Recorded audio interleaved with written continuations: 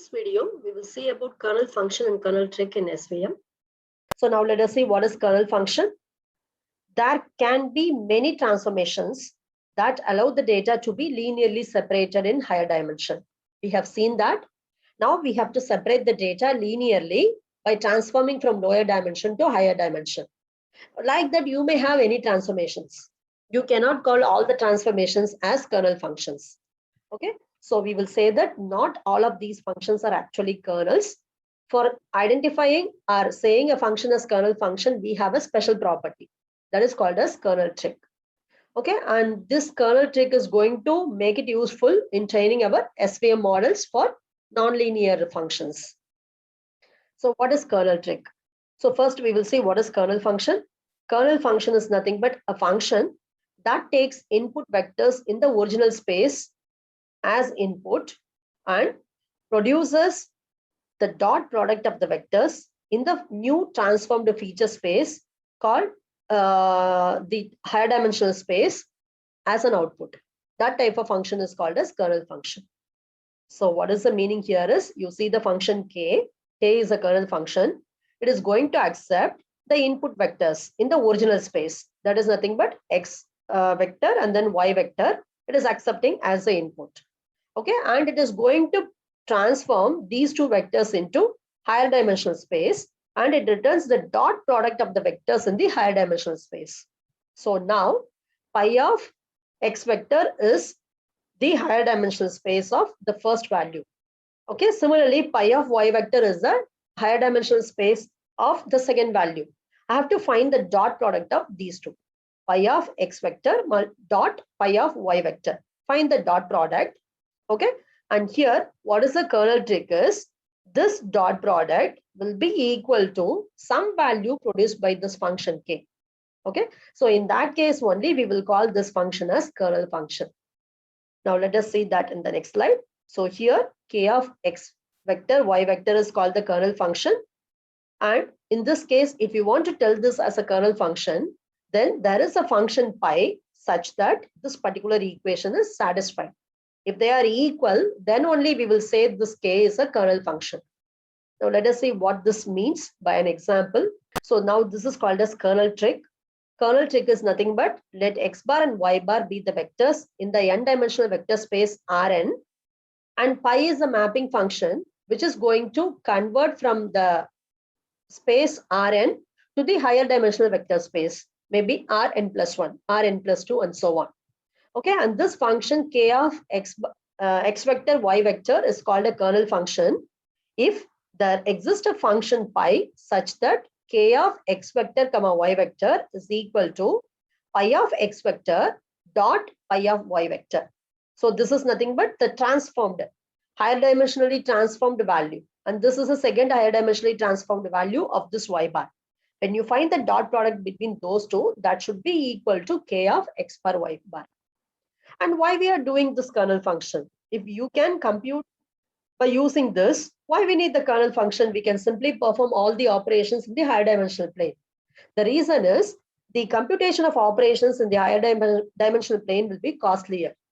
Because of that only, we are going for the kernel function. If you see the kernel function, in that no need to compute this value pi of x bar and pi of y bar. With the help of this equation itself, you can find out. So the cost is reduced in the kernel function. Now let me explain this in the next slide. Now let us consider the example for the kernel function.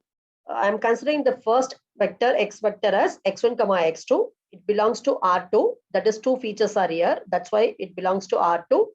And the second value y vector is represented by y1 comma y2. It also belongs to R2. That means that our points are in the 2D plane. Now we are going to convert this into 3D plane. Okay, so now we have to show that the kernel function k of x vector y vector is equal to x vector dot y vector the whole squared. If you see this, this is my pi value. Okay, so I have to say this one. So I have to prove that this is a kernel function. This is a kernel function equation.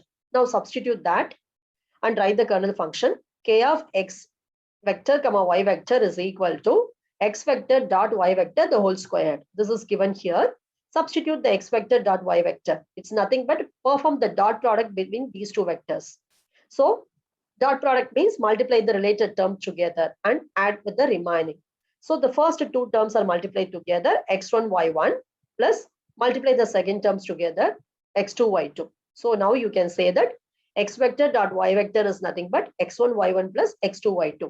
Now perform whole square. It's nothing but a plus b the whole square formula. I'm applying a square plus 2ab plus b squared. So when I apply that, I'll be getting this particular equation. So now this is, I am taking my original features, applying it to the kernel function, I am getting these values. Now, instead of converting them into higher dimension, we are going to do this. So we will check whether the higher dimension conversion is going to give us the same result. Then only we will say that this is a kernel function. Now let us perform the higher dimension conversion. So higher dimension conversion is given like this. They have given that pi of x vector is x1 squared plus x1 squared, comma, root 2 x1 x2, comma, x2 squared. Now this belongs to R3. Why it is belonging to R3? What does this 3 indicates? We are converting from 2 dimension to 3 dimension. So where are the 3 dimensions now? You can see here x1 squared is the first dimension, root 2 x1 x2 is the second dimension, x2 squared is the third dimension. So we have converted from x1 x2 to x1 squared, root 2 x1 x2, comma, x2 squared. So 2D is converted to 3D. Similarly, you can convert the second point like this, y1 squared, comma, root 2 y1 y2, comma, y2 squared. Okay, so this will be given. This is our kernel function equation. This will be given to us. We have to check whether these two are giving us the same result. If so, this function can be treated as a kernel function. If the results are not same, then it cannot be treated as a kernel function. So now, what the kernel function says, you have to now apply pi of x vector dot pi of y vector. Find out that. So pi of x vector dot pi of y vector is nothing but multiply the two related terms together and add the remaining. So first take the first term of both the vectors, x1 squared multiplied by y1 squared. So this is the first term. For the second term, multiply this and this. So we will have root 2 x1 x2 multiplied by root 2 y1 y2. And for the third term, x2 squared and y2 squared are multiplied together. Then add everything together. So now you will have x1 squared y1 squared plus 2 x1 y1. Root 2 multiplied by root 2 will be 2. So 2 x1 y1 x2 y2. This is that term. And then third term is x2 squared y2 squared. You see this with this. So in this also the result is this. Here also the same result we are getting. So now we can say that pi of x vector multiplied by pi of y vector is equal to kernel function k of x vector comma y vector. Now what we understand from here? So that is very important thing. So this is nothing but x and y are your original features. Okay, two features. You are taking the two features, applying it to the kernel function, which is given by this particular formula. You are getting this result. Okay, and suppose instead of applying the kernel function, if you apply this transformations like what we have seen in the previous slide, you choose the function pi, convert from lower dimension to higher dimension. If I do that, I'm getting this equation, which is same as this equation. So what we can understand from this is, no need to convert the parameters to the higher dimension to do the computation. Here, I'm converting to higher dimension, I'm doing the computation, getting the answer. Instead of that, you apply the formula with the help of the kernel function in the lower dimension itself. Here also you are getting the same result. So no need to do all the computation in the higher dimension, because in the higher dimension, computation will be costly. So don't do that. Do it in the lower dimension itself with the help of the kernel function. So now, because of these two equality, since these two are equal, I will say that this k is called a kernel function.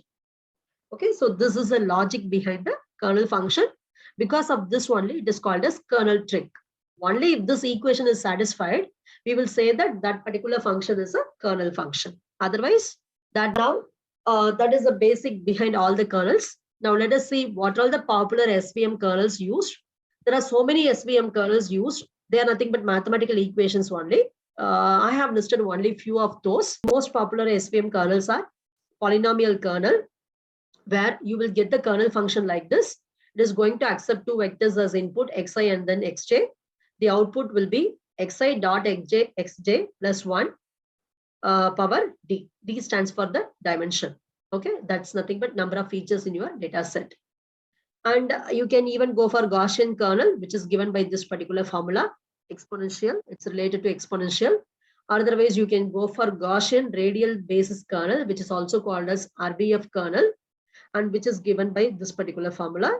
Or you can go for the sigmoid kernel. Sigmoid kernel we have already seen in artificial neural network. In the activation function, we have seen activation functions like sigmoid, ReLU, and so on. So this sigmoid kernel can also be used for the SVM kernel, so which is governed by this particular formula. So you can use any type of kernel, and that is determined according to the application you have selected.